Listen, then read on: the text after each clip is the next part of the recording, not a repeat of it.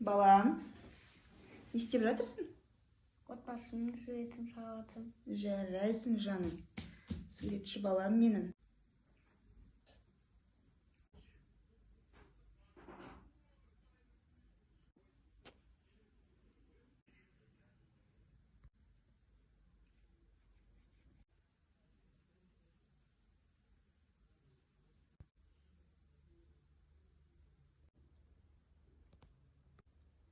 Арыс балам, мына салған суретін туралы айтып берші маған. Не салдың сен?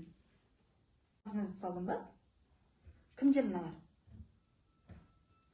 Әкем, анам, ағам, інім, мен, апам. Апаң, иә? Отбасы деген қандай болу керек? Сен отбасыны жақсы көресің бе? Иә. Отбасының ішінде отбасы ол шағын мемлекет. Отбасыға және де ата мен әже кіреді, иә? Сен ата мен әжелерің бар ма? Иә. Ауылда, иә? Сосын қалада да бар ата әжелеріне. Отбасыда барлық адамдар бір-бірін сыйлау керек, солай ма? Мысалы, кішілер үлкендерді сыйлау керек. Сен кімдерді сыйлайсың, айтшы? Әкем, анам, ағам, апам. Бұларды сыйлайсың сен, иә? Өйткені олардың жасы сенен үлкен. Және де сенен кішкентай. Мынау кім? Інім. Ініңе не істейсің сен? Оған қамқор боласың, солай ғой, иә?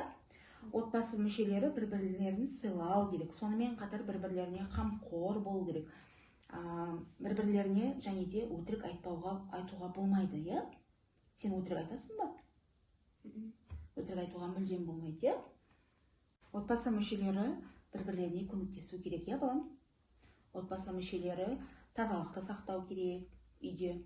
Солай ма? Әркім өз артын жинап жүру керек. Әр үйде белгілі бір ережелер болады. Біздің үйде де бар ғой ереже. Бір-бірімізді сыйлаймыз, бір-бірімізге өтірік айтпаймыз, бір-бірлерімізге көмектесеміз, бір-бірлерімізді қорғаймыз, солай ма? Мысалы, сенің ініңе көшеде біреулер ұрсып жатса, болмаса балалар тиісіп жатса, болмаса иттер тиісіп жатса, сен не істейсің ініңді? Қорғаймын. Қорғайсың ініңді, иә? Жарайсың, балам. Отбасы тату-тәтті болу керек, солай ма?